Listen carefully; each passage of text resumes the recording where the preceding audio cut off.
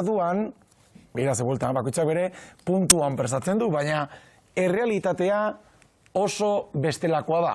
Jatertxaiara joaten garenean da, oso galdera errekurrentea izaten da, bakoitzak ze asmo daukan. Errealitatea da horietako batzuk arriskutsuak izan daitezkela. Berehala argituko dugu nola kozinatu behar dugun haragia, baina aurretik gogoratu egingo dugu irati duela gutxi ze gertatu zen eta zergatik ari garen gaur hontaz hitz egiten. Bai, berten bat ahaztu balin bada The Champions Burger Iruñeko ekitaldi erraldoian gertatu zenari buruz ari baikara duela 3 hilabete eskas. 23 pertsona intoxikatu ziren hamburgesak jan ostean, horietako 2 pentsa ospitalera eraman behar izan zituzten. Antolatzaileek berretsi zuten segurtasun neurri guztiak bete zituztela, baina E. coli bakteriaren presentzia aurkitu zuten. Arazoa haragia kozinatzeko moduan egon daiteke, eskala honetan gutxi egindakotik, ongi egindakora, ongi kozinatutakora, bakoitzak badu bere kolore maila gustukoena, baina batzuetan adi egon beharra dago. Mantendu mesedez pantaila hori, lankidiokia solaski galdetu nahi delako ia eurak aukeratzekotan, zenbat gradutako aukeratuko zenuketen zuek? Galdos? Ni 40koa, gutxi ina. Ai, horren gutxi? Gutxi. Zu 50 ale? Asko, oso gutxi. Zu 50. Bai, ja 55, lehor xamar, ez da? Zapatan zela geratzeko. Bueno, kontua da, hainbat adituk ere ohartarazi dutela, zein arriskutsua izan daitekeen, behar baino gutxiago kozinatutako haragia jatea. Goitz bikandiri egin dugu gonbita, Bizkaiko albaitari elkargoakoa da, Goitz, egunon? Egunon. Ze pentsatzen duzuzuk, joera honi buruz, gutxiegi kozinatutako haragiari buruz? Bueno, arriskuak eta zaporea bata bestearen ondoak doazela batzutan, ez da? Eta, bueno, zapore horrek edo okela guztuko hori eukitea, temperatura gitxeagotan lortzen dugula, baina egia da, bebai, arriskoa handia gututen dugula, da? Ze azkenean, bateria horrek sortutako toksinak, 70 gradutik gorakoan apurtuten dira, edo gitxeagotuten dira. Orduan, klaro, deku guztarte horre temperatura horrek, arriskoak emoten duzkunak. 70 gradu esan duzunen begiratzen ari nintzen, referentzia zela hor, tak mantendu egin dugulako, 70 ja azaltzen da, beranduago izango litzatekena. Begira portzertu egoitz, zuk esan zen gainera beste elkarrezketa batean, eta gutxi eginda, tak burura etorri zait, aregia besteko arriskua tortillatik ere etor daitekela, eta modan ere badago ez da, erabat urtsua geratu daiteken tortilla. Ezagit, arriskua bestekoa den, Bai, azkenean bakteria dira, eta temperatura horrek egiten duzkuna da, mugatu eta ekiditu horrek ez gertatzea.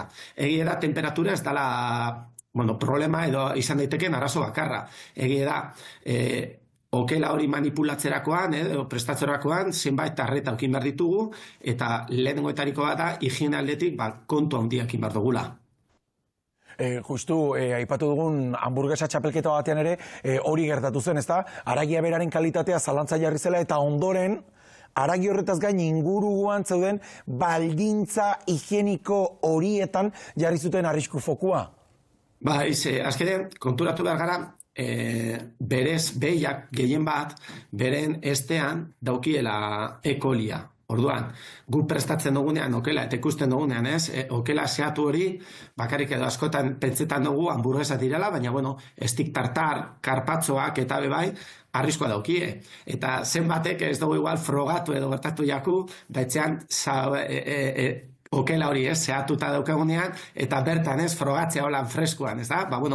Jakin behar dugu, arriskoa deko zela. Orduan, hori ekiditzeko, temperaturak altuak erabili prestatzeko okela, eta gero benetan, garrantzitsua da, prestatzen dugunean okel freskoa, fruituak, barazkiak eta eskuak ondo garbitu. Eta ekiditzeko eta prebentzio okiteko, freskoak eta prestatua dugu zen alimenie janarien artean, gurutzatzea edo kontaminazio gurutzatu horrek ekiditzea eta kontua okitea. Eskide joan galdetzea, gomendio horiek emango zen eguke, belargita garbitzen didazurako, modu seguruagorik badago haragia horrela jatea gustatzen bali mazaigu esate baterako. Haragia horrela jateko akaso hobeto etxean, badakigulako zein gurutan prestatu dugun, badakigulako haragia non erosi dugun, zekaro jatetxean, era berean ezakit arrisku maila altuagoa den, egoitzen nire ondorio partikularrak dira.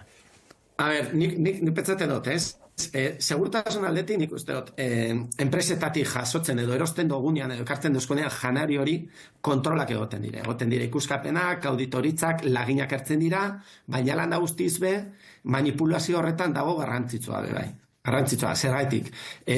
Temperatura da jokorik gehien emoten duzkuna edo kontrol gehien eukin behar duguna.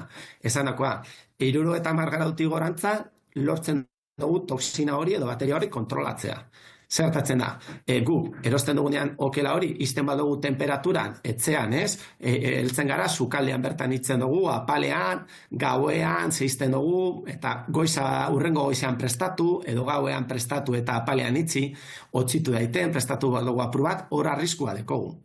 Hor ale batetik, gero, guk prestatzerakoan hori, ez baduguz garbituten eskuak, seguk eukin dezakegu ekoli hori, gure estean bebai, komunera bagoaz, ez badugu garbitzuen eskua jaboiakin eta orakin, ez badugu arreta apur bat okiten eta sukaldeko trapuak eta bebai, horre bebai aldugu itxi ez, aukela ekin gertatzen da ekoli hori bertan egotea, horregatik egokia da, paperrezko zerbilatak erabili eta gero zuzenean bota, borre bebai eukin behar dugu kontuak, eta gero hori,